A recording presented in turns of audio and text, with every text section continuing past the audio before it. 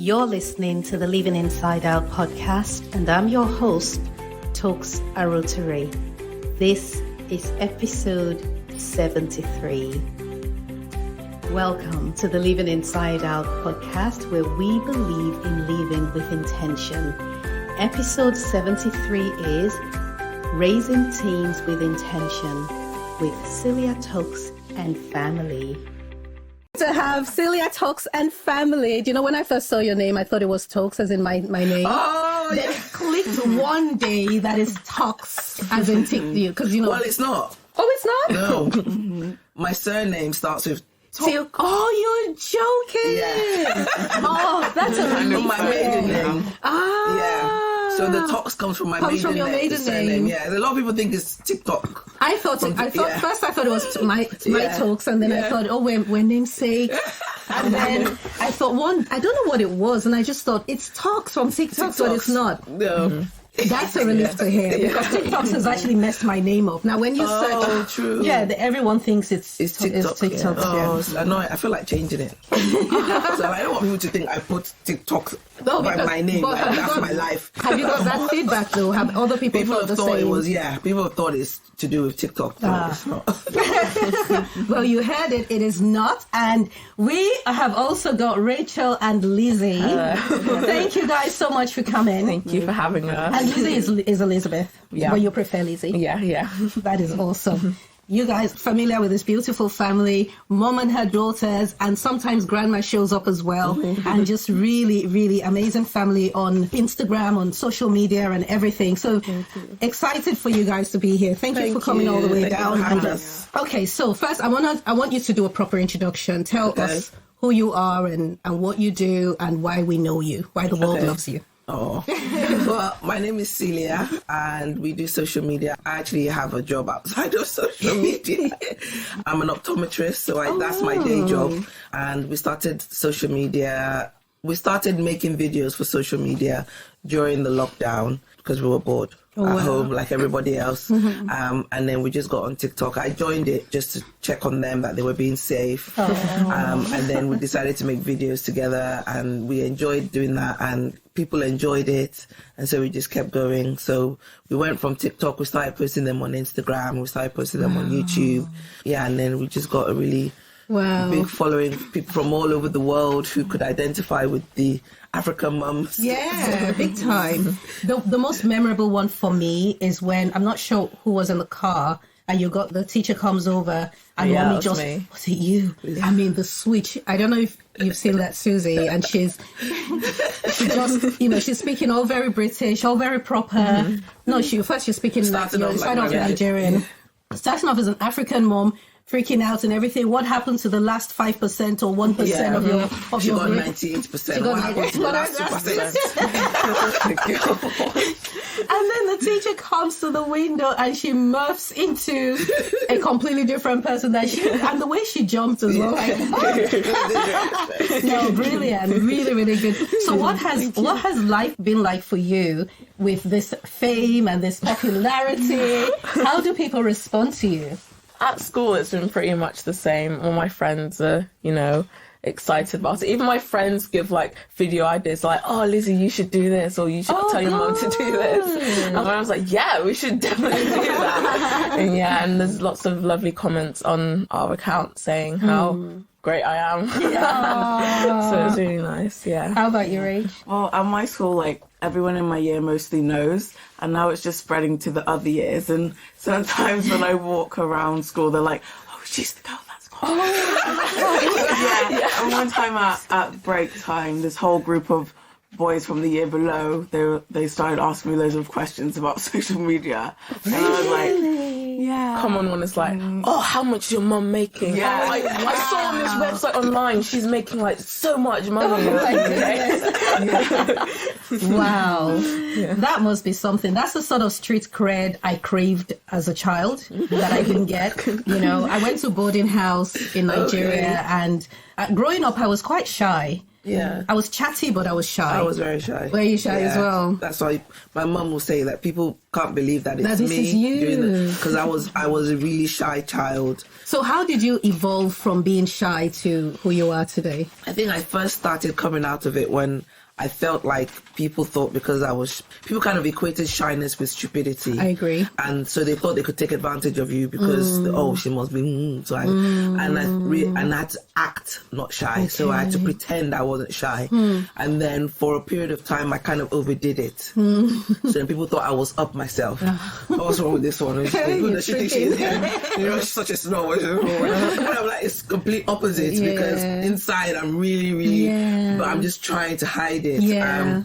But I've always loved like the performing and the acting and all that, so that I would always come out of my shell for stuff like that. So, but so I'm still a shy person. It's all an act. So you just gotta act confident, and then you feel a bit more confident. But that is interesting. So the more you do you feel though that you're growing in confidence, or do you feel like you're putting on confidence and putting it off again? I think I'm putting it on and off. Really? Yeah. I still have times where I doubt myself. I still have, in fact, they're the ones who talk me down off the ledge. I'll be like, I don't think I want to do this social media anymore. I don't think they're like, Mommy, you've got to just be patient. You've got to try this. Just remember why you do it in the first place. Just remember, don't worry if this, don't worry if that. I'm like, okay. It happens a lot. So how do you convince her to keep going? I think you just forget. I think you forget things that have happened that like shows that this is the thing that you should be doing. Yeah. It's just I forget. And you remind me. I just remind you. It's just forgetfulness basically. Yeah. Do any of you feel like you're shy as well? I'm quite shy when I'm not around my friends because I have quite a small friend group. And then all the other people that aren't in my friend group, I just don't really talk to at all. So yeah, I don't think I really have a chance not to be. But you don't show up in a lot of our skits, do you? Yeah. Because part of the reason is that little bit of shyness. So Really? she doesn't want to act. She doesn't mind being filmed when she's doing something normally, but to just, and she can act. That's the annoying thing. But then she feels too shy to actually, go on the skits. To go on skits. Yeah. Do you feel that the social media and the TikToks and everything, the videos have changed you in any way? Not drastically, but in a good way. I think I've become more confident, about just living in the moment and just being myself, even if I'm like, oh, I don't look good, I don't look good. It's how I look and it's normal. So I think I've just realised, it's okay to, even if in 2 years' time I look back at it, I'm like, oh, I don't like how I look in that. I'm like, it's normal to feel that anyway, so it doesn't really matter. I think I've learned that. That's so cool, because it feels as though what you've done is turned social media on its head, and some of the main disadvantages of it, you're actually using it to your advantage. Yeah. That's so cool, because there is really the challenge of appearances and how you look, and There's this thing going on now with trying to ban children from having phones or ban children off social media, and I've never believed in banning children from social media or anything like that. I've always believed let them be there, but you have to make sure they're safe. That's right. You have to look after them. You have to teach them how to be safe and everything, which is what I did with them. And so they didn't, like when they first started on Instagram, I opened an account and they had access to Instagram through my account. And then when they had their own accounts, so even like with TikTok, we have this family pairing thing, so I can control when they're on it, when they're off it. So, it's more about making sure children are safe. You can't control, That's right. Put them in a box. In the box, Right. these things are happening in the world. They have to be aware of it. You just have to be able to police how much they get and stuff. And they're quite sensible girls as well. They are. They do seem really sensible girls. They're quite sensible. Just for the record, if I were to have daughters, it would be the two of you. We'll put her aside. Maybe we'll give her some boys. But it would be. I can just see us all three. I can see us going to the hair salon, the nail shop. I can see it happening. I can do that. So you see, listen. Let me tell you what I would do if I were your mom. I would even have the same hairstyle as you. I would change my glasses. It would be your glasses. We will wear matching hoodies.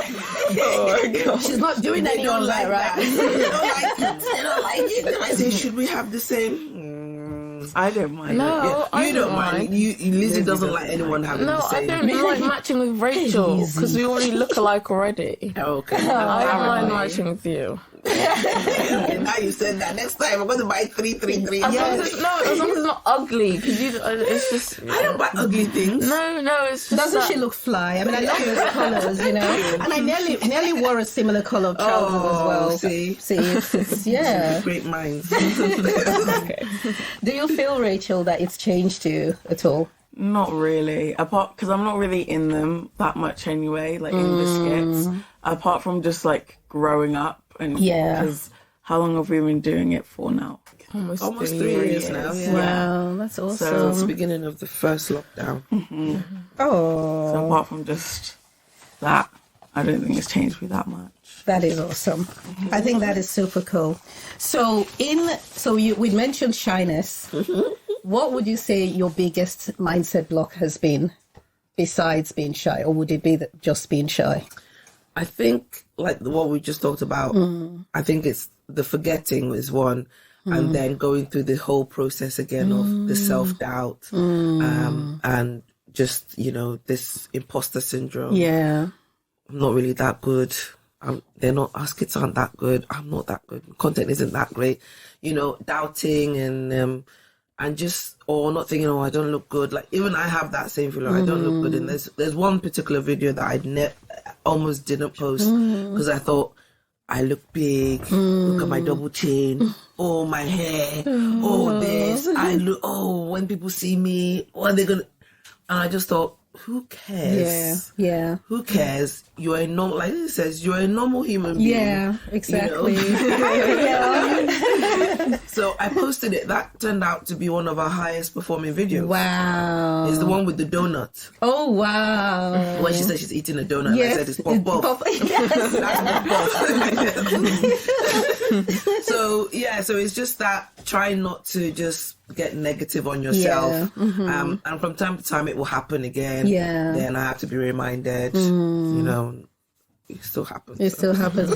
It's funny because I find that imposter syndrome, it's a real thing. And I believe that the cure for it, if there is one, is learning to find your why and your confidence from inside you, not from outside. Yeah. Because a lot of people chase popularity and fame, likes and numbers and followers, not because it's going to feed them. Okay, sometimes it does, but not necessarily because of that, but because they're looking for evidence that they're good enough. Yes.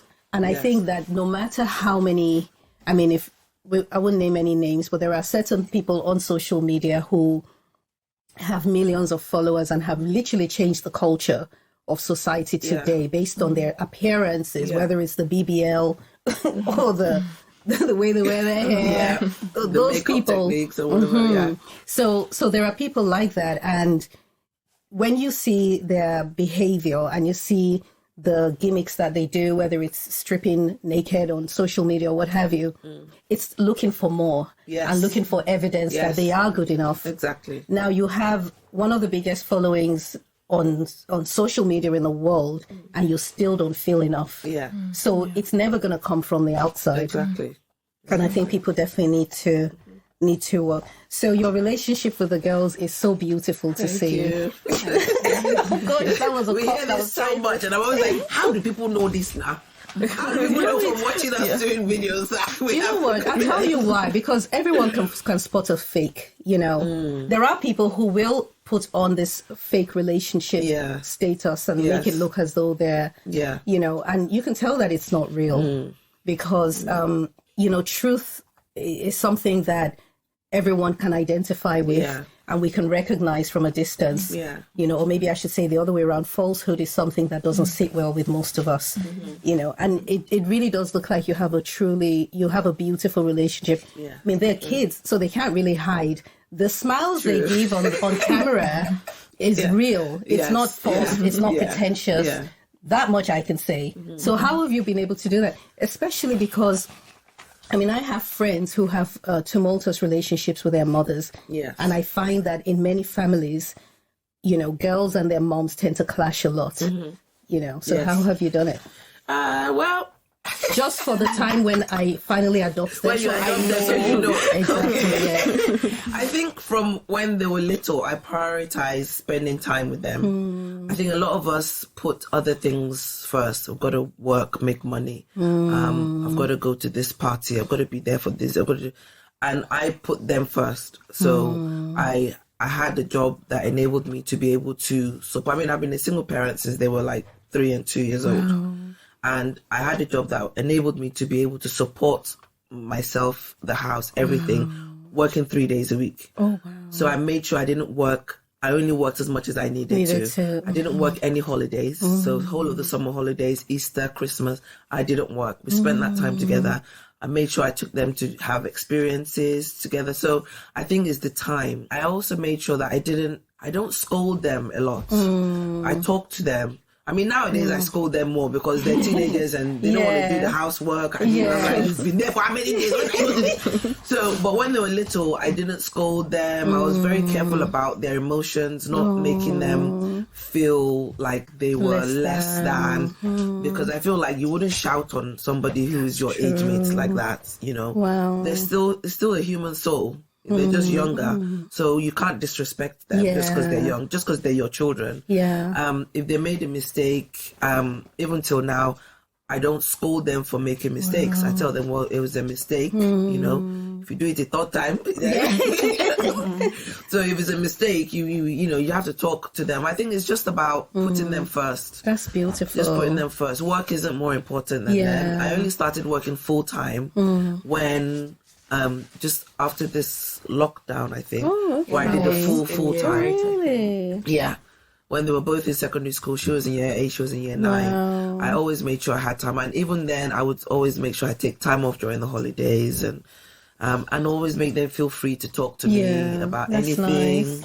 Because if you scold a child for telling you or for doing one thing, then they won't talk tell to you next time. Yeah, I agree with you. They won't talk to you. So that's and if you scold them for every little thing they do, like this, the saying, pick your battles. You know, sometimes they expect me to tell them off for something, and I'm just like, So, do you recognize that your mom, the way your mom has raised you, do you see it as different from some of your friends and how they were raised?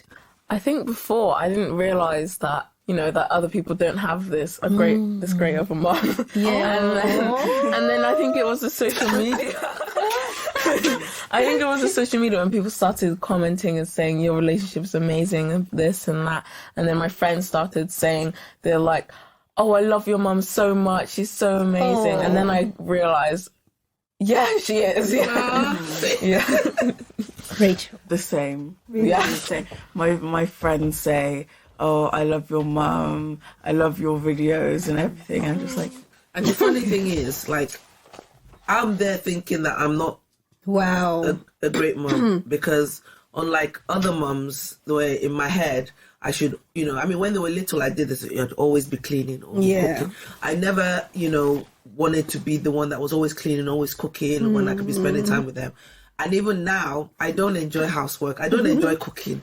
I'm not one of those moms that, you know, oh, my mom's special something I eat. I haven't got any special something that they... McDonald's. I don't, you know. Mommy, what's for dinner? I don't know. Let's be fair. I don't know. What do you want to eat? I don't know. Please, I'm too tired to cook. Go and order yourself something. Yeah. You know, so I think a lot of times I'm not great. I'm not doing a good job. And then they will say, Mommy, don't say that. You love me, Mommy. They were like, don't look, even my friends, what were you saying the other day? Even my friends say that their moms don't cook. Yeah.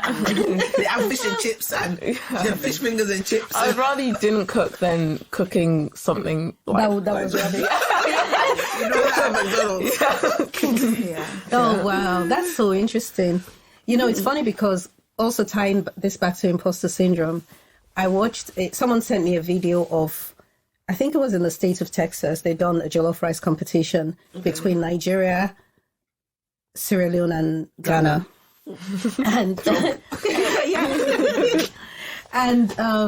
And so what they did was they got these 3 guys to submit their jollof rice, and they did a town hall event and invited the public to come and taste the different jollof rice. And they showed a clip where they got the guys to taste the 3 and see if they could tell which was which. Yeah. And one of them tasted it and said, oh, this is not my mom's jollof rice.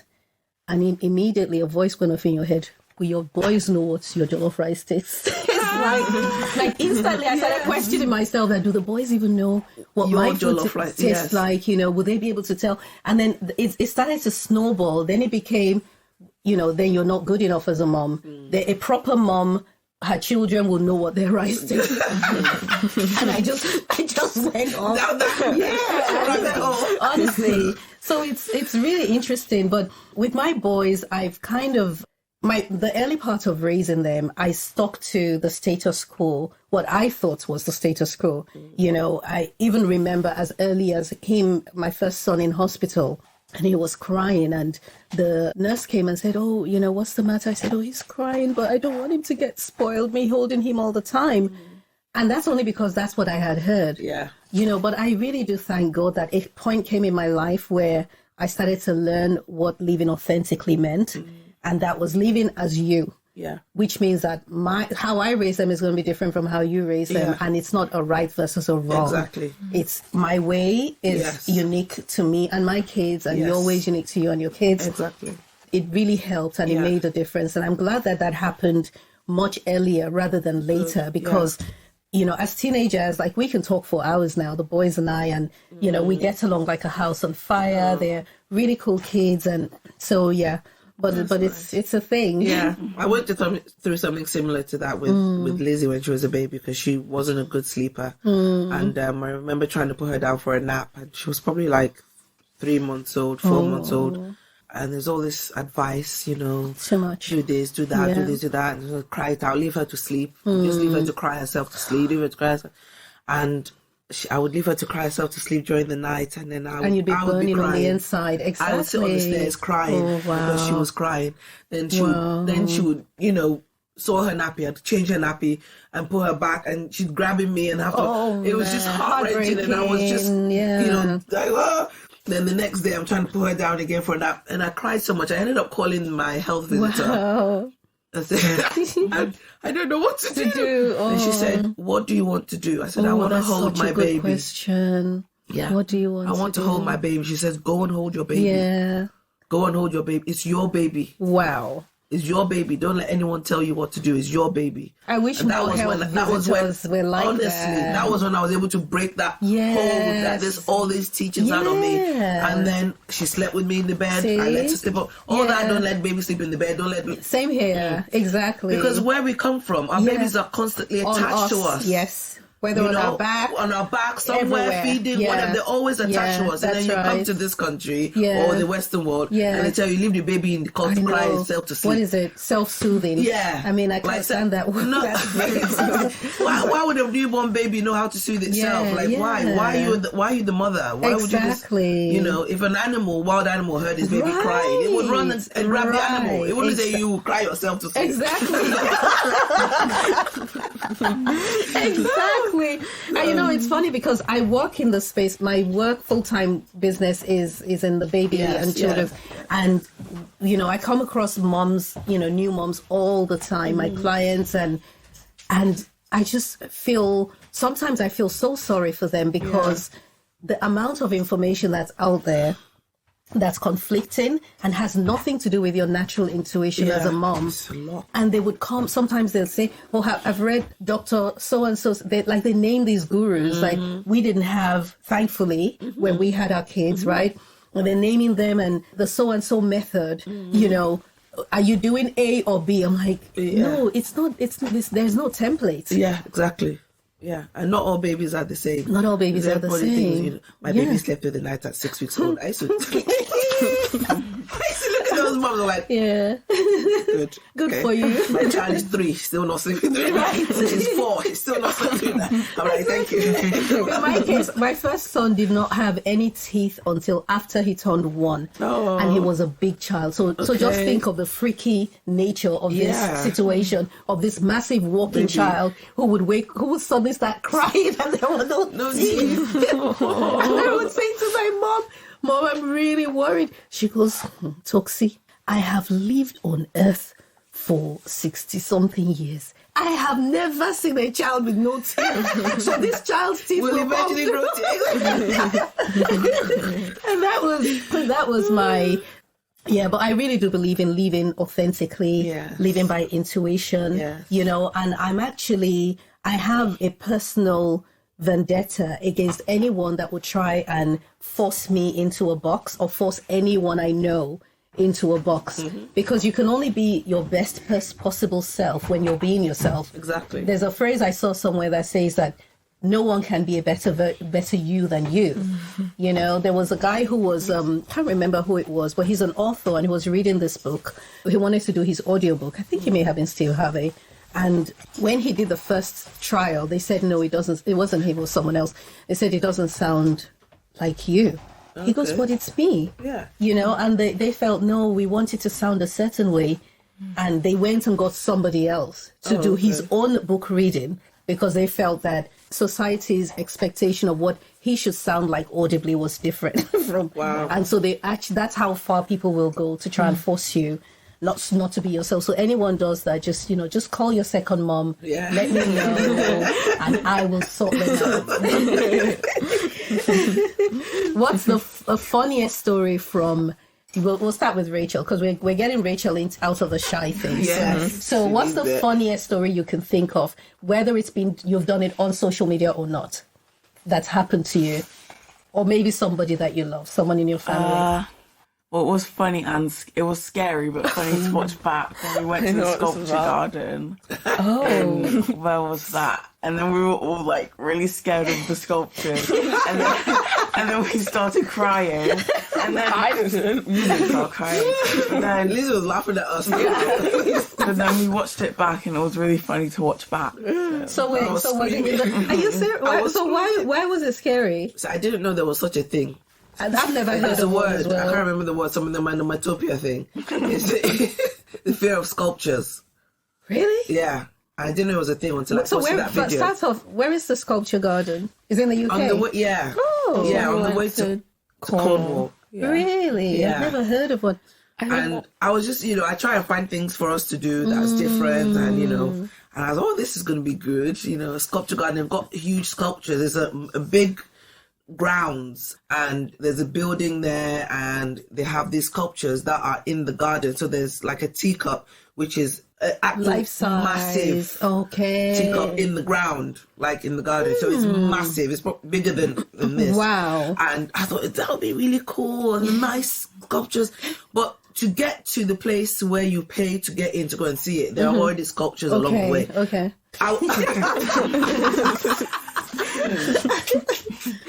We ran at one point because we saw one on the side that we didn't expect to see. You saw it, and then you screamed. Yeah, we went around the corner. And then you screamed. I didn't even see what it was, but I still ran. You started running back. I ran backwards. I ran back. I'm like, what is this? Let's go back in the car because I cannot walk past this statue. Oh my! So we went back to the car. I got in the car to drive past the even driving past the statue was scary. Was free. And they would go past a different one. Each time we saw a different one. And they're there was one hiding that in was bushes. they're in the like, bushes. So you won't see it. So Like, you don't see it straight away. All of a sudden you see this three spirits. That's the one that made me cry. The spirit. It was like a jump bull. scare. I just That was the one where you screamed like I a screamed the proper highest scream. pitch scream I've ever screamed. And it was so clear. And it wasn't even a joke. I was scared. There was one big one that had no face, and I just called him the man, that man. Oh my goodness! This is hilarious.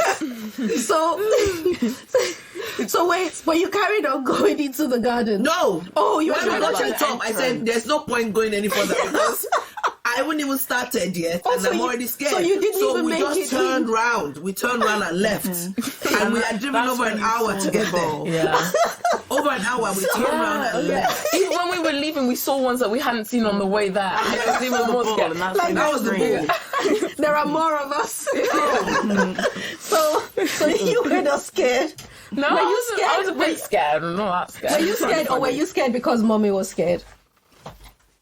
That might have been, Maybe. But We left my mum at the holiday place because Okay. she was with us on the holiday, and we said we're going to this. She was like, "I'm not coming with you."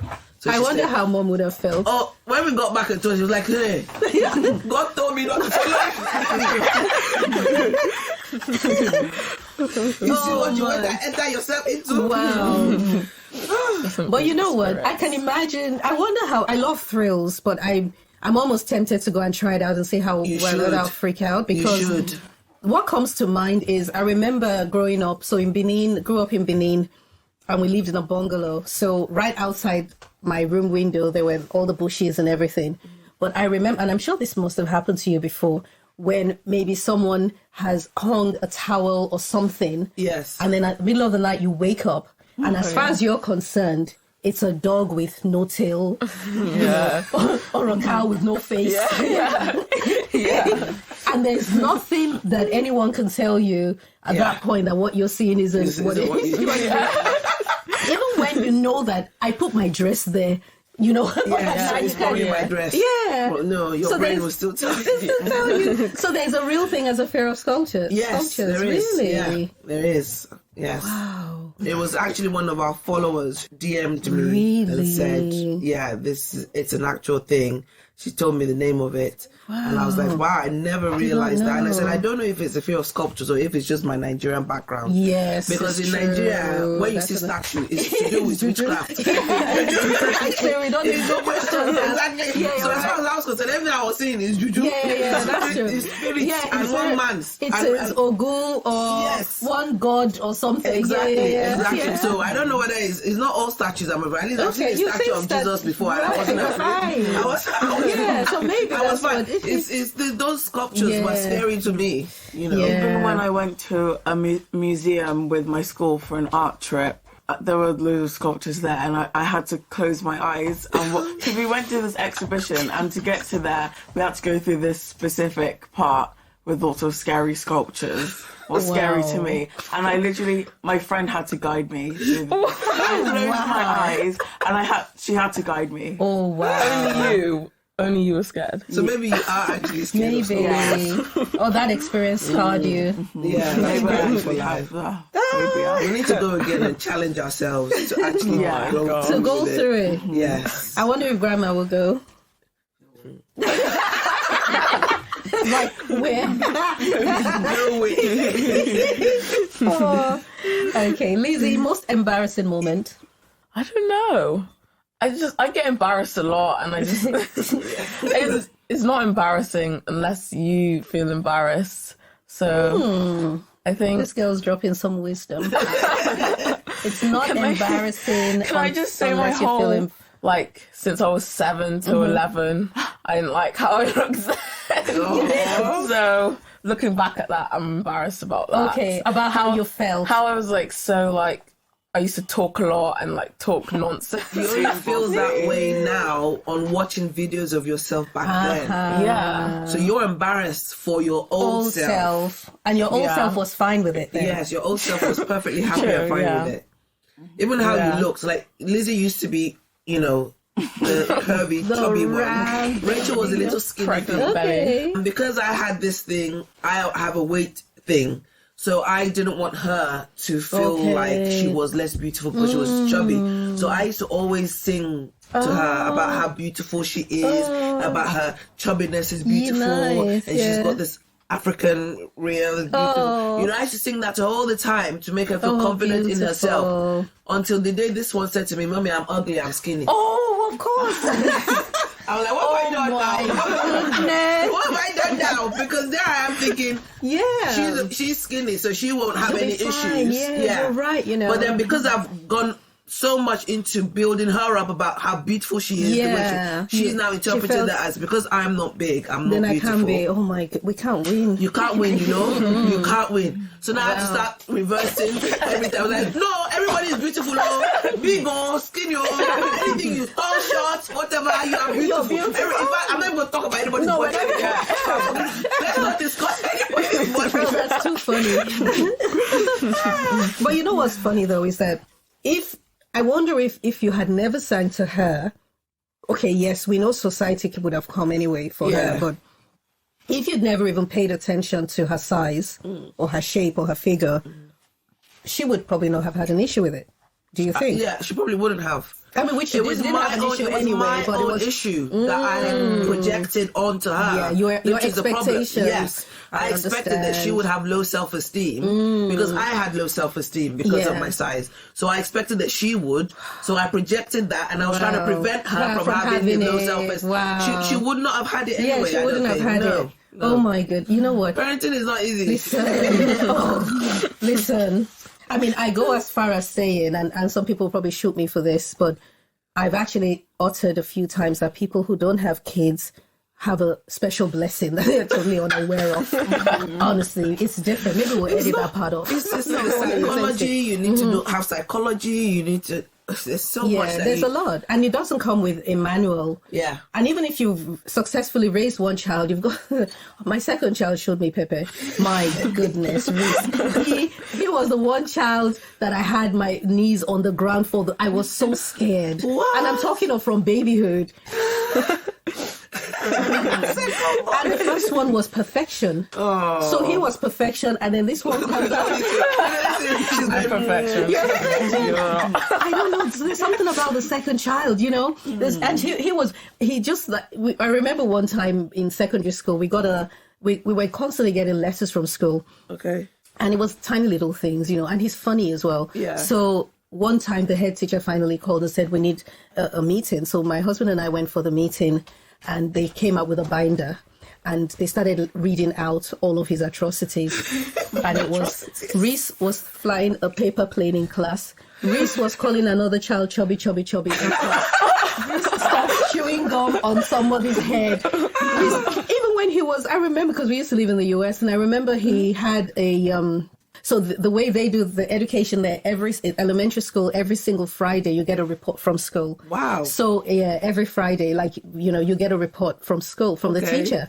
So he had been acting up in class, just messing around. And now we're talking of, he was probably 5 or 6 at the time.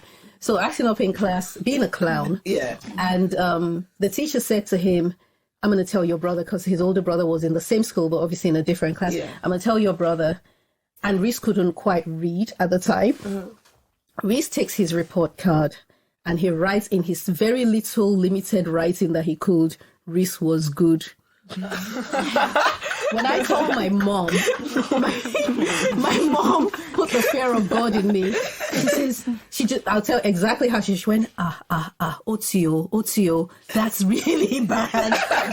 And I went from my son falsifying his report at the age of 5 to becoming an armed robber, ending up in jail. Like there's no way now. It's already happened. Like this is how it starts, you know, and all of that.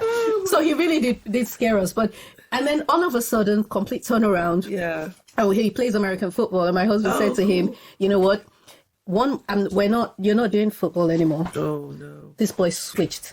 Instantly. Wow. When I say he switched, I mean instantly. We went for parents teachers meeting, and the teacher's just looking at him angrily and just like, I just don't know what to say. He's just been behaving himself. Like he was annoyed. He was angry. And all of them were saying, well, there's nothing really to report. I mean, his grades are okay. He hasn't been acting up in class. There was a resentment. The resentment had built over a period of time. He was the shop banker for like complaining. And he's doing the fun with them. Yeah, exactly. Oh my goodness. But yeah. And so children are so different, and you know. Yes. And all we can do is try and then use our intuition and just be authentic and just, you know what, I feel like holding my baby older. Our boys all slept with us in the bed, literally, till it was ridiculous for them to not be in the bed anymore. Yeah, exactly. Yeah. And you have so many families that say, no, you shouldn't Oh do my that. goodness. Too many. Too many. And then they complain that they're not close with their kids. Exactly. When you push them into a cot at 3 months of age in a separate room, you know, Exactly. what kind of closeness are you looking for in a now that they're room. 16 and 17? Exactly. It's not going to happen, you know. Oh yeah, but it's just cultural differences, and you know, I am thankful. I think that we were born into the culture and the society we needed to be to become who we were supposed to be, and all of it has shaped us and helped us. Like we were supposed to be Nigerians through and through, and have the experiences that. Where did you go to school? Did you school in Nigeria? Oh, wow. That's a long story. I was born in London and then I went to Nigeria as a baby. Okay. So I started primary school in Nigeria. Okay. Then in the middle of primary school, I came back to London. I finished primary school, started secondary school, then went back to Nigeria. Finished secondary school, started uni, then came back to England. So so anytime people ask, well, where did you school? You're like, how long have you got? Interesting. So I've done half and half of everything. Yeah, back and forth. So I finished uni here. Yeah. Well, to completely change courses because I was actually studying medicine in Nigeria. Oh, right. And when I came back to England, I decided that I didn't want to go through the stress of trying to get into medical school. So I just did something that was still kind of medical, but less demanding. Interesting. So we have almost similar experiences. So I was born in Scotland, but then moved to Nigeria as a baby. And then I grew up, spent most of my teenage years in Nigeria, went to secondary school, and I schooled in the north of Nigeria, which is a very different culture and very different experience from Lagos or any of those, or Ibadan, or any of those places. So I thankfully have a very good grasp on the different cultures of Nigeria, and it was boarding house, which meant that it was a melting pot of all the different tribes. And it was also a military school, so that was a totally different story. Wow. And then came to England and went to sixth form here. And university, and I was supposed to study medicine as well. I was supposed to study, it was written in the stars from when I was a child because my father's a retired doctor, and I used to read his books. Yeah, so there was she's supposed to be a doctor. Yeah, she's definitely supposed to be a doctor. Oh, yeah, she's going to be a doctor. Yeah. Like it was that was the thing, you know. Yeah. So I just do. Yeah, I went into medical school. Yeah. See, but unlike you got into medical school. I'll tell you what I did. Because I also was lucky to have had parents who told us how intelligent we were, and Toks, you're so smart, and you can be anything you want to be. Yeah. That's supposed to be a nice thing, but I kind of took it to the other level, and I thought I didn't need to study for A-levels. So I failed so woefully when I did my A-levels, and I was shocked. I was like, what kind of grades are these? Like, why? I was like, it's the grades people get when they don't actually read. And so I decided to do pharmacology. Okay. I thought I'm going to do a related medical field, and I'll do pharmacology. And then when I'm done, I'm going to definitely go into medical school. So that was the plan. Yeah. But then I got married in my second year at uni, and went from attending human physiology lessons and started spending more of my time at home base and fads, doing up my flats. I didn't do media wall units. I didn't go that far. As a matter of fact, I did attend some major projects, and halfway through I'll be like, I beg, I can't. So you did amazingly well. That's another because I was posting it on social media. So you had no choice. I'll sit there like this. I'll be looking at this. So what made me start? I'll just stare like, no, you did. I can't stop now because people are waiting to see. People are waiting to see. I can't stop it now. You know? No, that if you guys haven't seen her wall unit, her media wall, you've got to go onto Celia Toks' everything and find it, because it is, even the color you chose, everything. You know, I changed the colors. I started off with like a grey. Okay. And because I wanted a grey, but the paint that I bought, it looked more like blue, and I was like, this looks like blue. So I went and got another one which was more the grey that I wanted. Oh, right. Then I painted over it to get the grey that I wanted. Then when I got that later, I was like, I think I actually liked that blue. The wrong blue. I'm going to paint it. So you did? Yeah, I painted it back. It doesn't really look like blue anymore. No, it looks like steel blue. Yeah, like it exactly. looks like Yeah. Oh my goodness. Nah, you did well. You really did.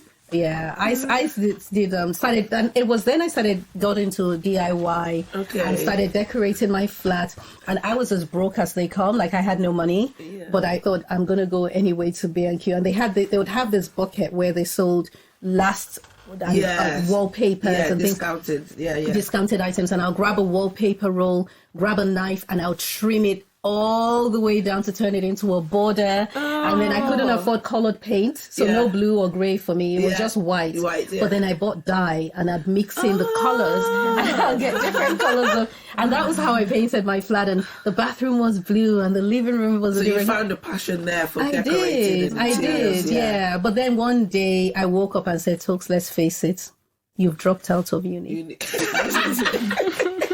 And I'm like, yes, was it like an avoidance thing? I don't think it was, because I was so passionate about my course. I loved it so much. I loved everything about it. Yeah. I mean, it was a little bit, maybe that may have become, oh my goodness, no. So, but I thought that was brilliant. So I ended up doing that. And then that was how I then I became a medical rep. So I worked for a pharmaceutical company for a while. Okay. And after I had my third son, they were not willing to give me back the regular hours. The hours I wanted. After maternity.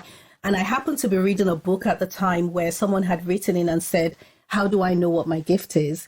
And the author said, your gift is that thing you do so effortlessly that everyone thinks it's a big deal except you. Yeah. And I thought, I've seen that quote somewhere. Have you? Yeah. I've seen that quote somewhere. That was it. And I just thought, okay, everybody loves my home. Everyone thinks that my decoration skills are brilliant. Yeah. That's it. That's my gift. And so I went and enrolled in an interior design course and then studied interior design and then started an interior design firm. Yeah. But I had only been running it for a few months when, in fact, Susie was my very first client. Oh! I did the baby's nursery and yeah, so been running it for a few months when one day my husband comes back from work and says, why don't we move to the US? I was like, yeah, let's go. So we sold our home and packed our boys and we moved. And that's how we ended up there. But in the process, purchased a baby furniture company. Yeah. And that was how I got into that. Wow. So long-winded as well. But you ended up where you were meant to. Well, yeah. Something hopefully. That you enjoy doing. Yeah. I do love it. I enjoy it. But I can see other things that I can see I can definitely. I've looked at interior decorating. I've researched it. I've spoken to people, and I was like, you know what? No one's gonna hire me as an interior decorator when there are so many other talented interior decorators. Who's gonna just hire you? Somebody comes out of nowhere. But you know why they would? Is because, and that's one thing about creative people. There are no two people that are the same. Like your vision and your idea for something. Like if someone had said a media wall unit, you alone knew what you wanted it to look like. And it was hidden in your mind. Nobody else knew. So you may have described it and everything, maybe even seen some pictures, but the way it's came out because of the way you made it. That's right, true. So if you ever want to consider that. Yeah, so Rachel and I, we were talking we had a whole business idea. Oh gosh, yeah. You remember? Ready room. Don't expose our yes. We're gonna edit this part because there are people watching. There are people watching and listening. I don't know about our ideas. You know. No, listen. If you ever want to go into it, definitely. Yeah. We've talked about it, haven't we? Because Rachel has that. She has the love for that as well. Okay. So I'll give you some pointers or connect you with good people. I don't know how long we've been talking for. I know, right? But this has been great. Yeah, indeed. Okay, so tell us something surprising about you that nobody else knows. I'm an open book. Everyone knows everything about me already. Let me see. What does nobody know about? Okay, I guess nobody really knows that I had surgery on my eye for glaucoma. Wow. Oh, really? Yeah, but I don't talk about it because it's just, I think I was healed. Yeah, so, but you were healed. Yeah, so I don't really, because healing comes in different ways. Exactly. So I was using eye drops for a while after, but then it was when I was pregnant, they told me to stop using the drops and I never needed them again after good. that. So that was a long time ago. Yeah. I held you then. Sorry? I healed you then. Yeah, she healed you. Actually, it was Rachel. Oh. Sorry. Well, you know what you did? You prepared the way. Yeah. Because there would be no Rachel if it wasn't for you. That's true. You know, you're the room opener. Yeah. What's one book or blog that you're reading? I don't read. You don't read? I don't read. I don't have patience for reading. When I finish uni, I throw all my books in the garage. Oh my God, you're like, I'm done. I was like, I'm done. I'm not even going to read expiry dates of milk. I'm not reading nothing. But I used to be a big reader when I was younger. As a teenager, I used to read novels a lot. Then I stopped because... Did you do Mills and Boons? This is the thing. people were starting to give me meals and booze, but I was kind of reading above my age, but I didn't want to read above my age because it was inappropriate. So I literally just stopped reading. Yeah, I think I was 14. What were you I reading? just stopped reading. I used to read lots of like thriller type books, or this book with my mum actually called Flowers in the Attic. It was like a series of books. Okay. I read that, and I don't think it was age appropriate because I was 13 or 14. All right. Okay. Yeah, I don't think it was age appropriate. Is that why you were scared of putting the stuff That's in the what loft? I'm scared of the other attics, day? aren't I? Oh, wow. Okay. Yeah. I don't like anything scary. No, not movies, not books. I just stay away from it. Yeah. I don't mind. I don't mind. Do you listen to podcasts? No. I always say I'm going to, you know, and then I forget. Like, there's a couple of podcasts that I'm like, oh, I need to listen to that. One is Nkechi, as you probably know her. She's on Instagram. I don't think I do, you know. What's her full name? Kelechi, not Nkechi. Kelechi. Oh, Kelechi. She's... Is it Kelechi? Oh, is it, I think I know her. Yeah, so, I don't know why I've forgotten her full name. But, is it Machine Gun Kelechi? No, she has this pole dancing. Yeah, thing. that's her. Yeah. So, with her baby. Yeah. Yeah. So I've always said I'm going to listen to that podcast, you know, and I just don't. You don't. I told you I was going to listen to, and I haven't. There's another one that somebody sent me a message about. I said, oh, I'm going to listen to that podcast. I haven't. You haven't. I'm just terrible with things like that. I get because I hyper focus on certain things so much that I don't give myself room to do other stuff. So so I get carried out. If I go to work, then it's social media, it's planning the video, or we're just going through social media and say like what trends are going at the moment. Do I want to do that trend? Most of the time I say no. How about you? Reading?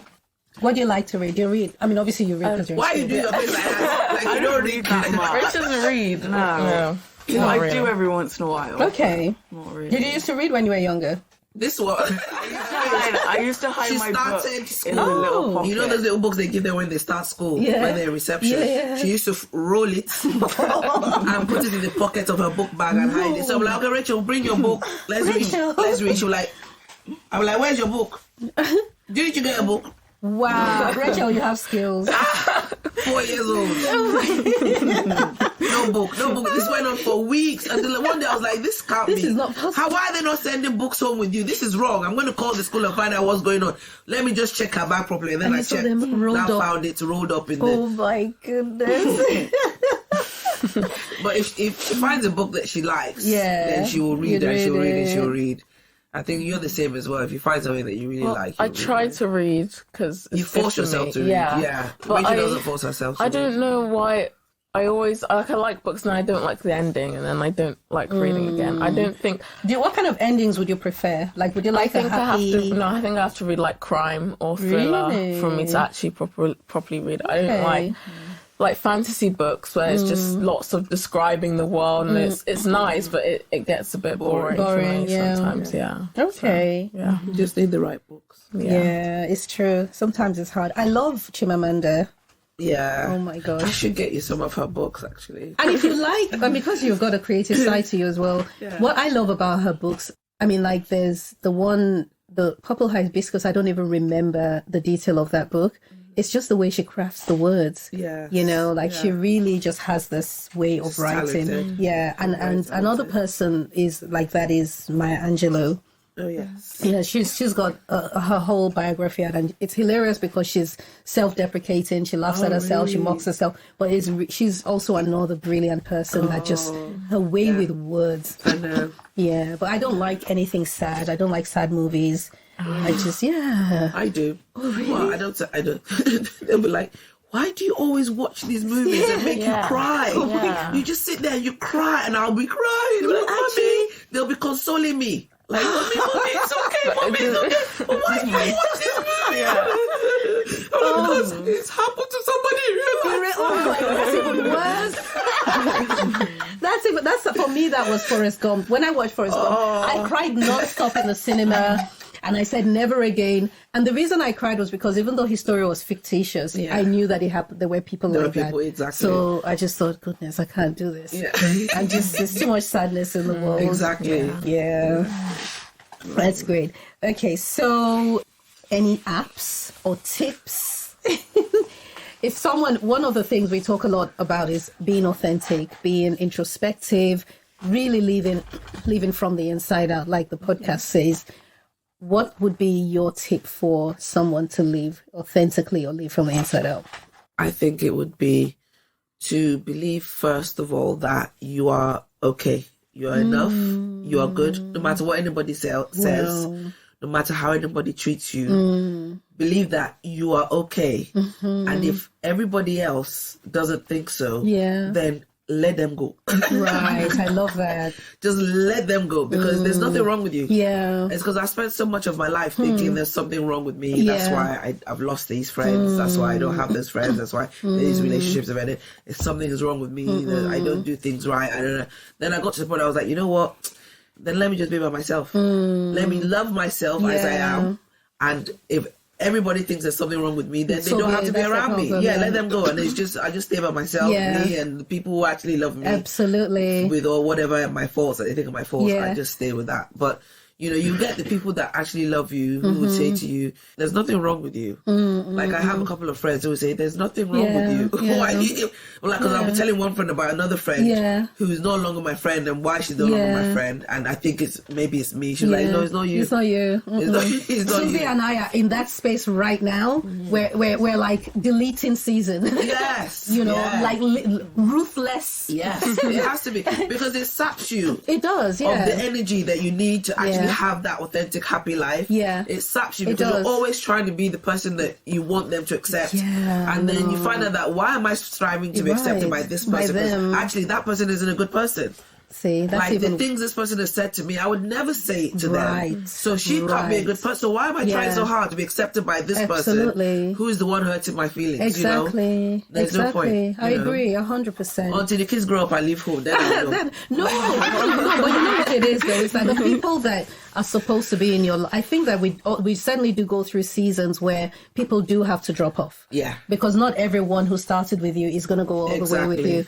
And the people who drop off, you may not even recognize how amazingly blessed you are for losing them. Yes. You might not know it in the moment, but as time goes on, you look back and you realize. So what we were even talking about it this morning and saying how, when there are people who come to prepare you for who you're supposed to become, but they're not necessarily meant to be with that person. Exactly. True. So, but I love that, you're enough as it is. And I think that that's something that we need to even chant until we believe it, because most of us live primarily by our senses and our emotions. So if we feel we're not enough, then we believe we're not enough. Exactly. And if we see physical evidence that suggests we're not enough, then we believe that as well. Exactly. And so we've got to teach our minds and program our minds like, I am so enough. There's nothing wrong with me. Exactly. So I love that. Thank you. I've made friends on social media. See? Like people who just message me. There's a funny one. There's this one lady who would message me a lot, DM me, and I DM back, we chat, and we basically became friends, just chatting back and forth. And there was another lady we would DM, would chat back and forth. I was like, oh, my DM, my friends, we DM back and forth. And then there was a video, one of them commented and said, this is exactly like mum. And she tagged this other lady. Okay. And I realized that they were sisters. Oh. And I was like, what? Excuse me? I was like, are you two sisters? They were like, yes. I'm like, well, how is it that my two, DM besties are sisters? Are actually sisters. They're actually sisters. So we arranged to meet up. Course. We met up in Bristol. The three of us sitting there looking like we're all from the same family. So I find that I've met people on social media that I absolutely adore. Such lovely people. What you see of me is what you get. I don't pretend, like you said, we don't pretend to be what we're not. No. I don't act like I'm the perfect mom or we have a perfect relationship. People just see us for who we are. Yeah. And I think that there are people that you're supposed to connect with, and those people can only recognize you when you're being yourself, which is what you are. True. And so that's why, you're having sisters raised by the same mom, and they happen to completely be different. and they come into you and build a relationship with you. It's crazy. That's amazing. It's funny how God would just make sure that the right people come into our life regardless, whatever route he uses, That's nice. So how about you? Do you have any tips for I think getting people to be more authentic, to be themselves, or it doesn't have to be as limited as that, just any tip at all. Yeah, I think with social media, it's tempting to not be yourself and just act fake to make people like you. But I think, like, obviously don't share everything you're doing online, but I think if you're not hiding anything and you don't feel like you're a bad person, and you know you think you're a good person and you're normal and what you do is normal, then you shouldn't be worried about hiding anything. Love you should that. post what you feel like what you feel is cool and what you feel is normal. So yeah. Love that. So smart, these girls of mine. Rachel? Well, yeah, like the same thing. Like, there's always going to be people who, like, there are trends that go around, and then there are people who follow the trends and who don't follow the trends. So just choose which one you want to be, but just don't change yourself For other people. to follow the trends. Just, Don't lie just to follow a trend. Yeah. Or like if you're not, I don't follow trends, I'm different. That, again, you're still following the trend of being not following the trend. You know what I mean? You're still following the trend. Yeah. If the trend is cool and you want to do it, then do it. Don't try and act different. Yeah, you're right. I say that as well. Sometimes you have these women, and again, because of the space I'm in, a lot of women would literally they've had their baby and then they strip down and they're like, oh, this is just me, you know, my post-baby body. And I can see many women are trying hard to say that it's okay to have, which is wonderful. Yes. But you can also see that a lot of it is also for attention as well. It is. Yeah. You know? It is. I find a lot of... I watch them, I'm like, I see you. I'm like, we all know it's okay. You don't have to show us. Right, exactly. Yes, it's possible. We all have the stretch marks and the flabbiness. Exactly. We don't need you to tell us it's okay. It's okay. Especially when they do it over and over and It's over. like, it's too much. When they do it over again, you know they're just doing it for the likes. And Yes, that's it. You guys are so amazing. Oh, I could keep chatting like forever. It's fun. We need to have a nice date where we literally sit down and maybe do a Nigerian restaurant. Yes, that would be nice. That would be so cool. That would be very nice. Yes. So please tell us, Rachel, you're going to do this final part. Okay. Where can people find you? TikTok and Instagram and YouTube, but mostly TikTok and Instagram. Mostly Instagram. I do post on Instagram pretty much every day. So, and what's the handle? Celia Toks family. She doesn't even know. Because it changes. She's a star. It never changes, Rachel. I don't know whether it's just Celia Toks or Celia Toks. It's Celia Toks family. It doesn't matter. If you put Celia Toks, you will find us. Yeah. You know what? There's only one Celia Toks, you know. Right. What Rachel just did there is like, my people know those little details. I don't get to know. Exactly. I just stay in the background and, you know. Thank you guys so much. Thank you for having us. This has been super, super fun. I really enjoyed it. Did not even go through half the questions. But really? It's okay. We have to. We definitely have to. Oh. Thank you so much. Thank you. So what did you think about my conversation with Celia and her girls? Are they not the most adorable family? I took away quite a bit from them. I love the authenticity, the love, the laughter, the freedom, the liberation that the girls have. And it's just beautiful to see. And I also took away some lessons and nuggets about raising children gently and authentically, and managing to have a healthy relationship with them, even though she's their mother. What did you learn? I'd love to hear your thoughts on this. But in the meantime, live from the inside out. See you soon.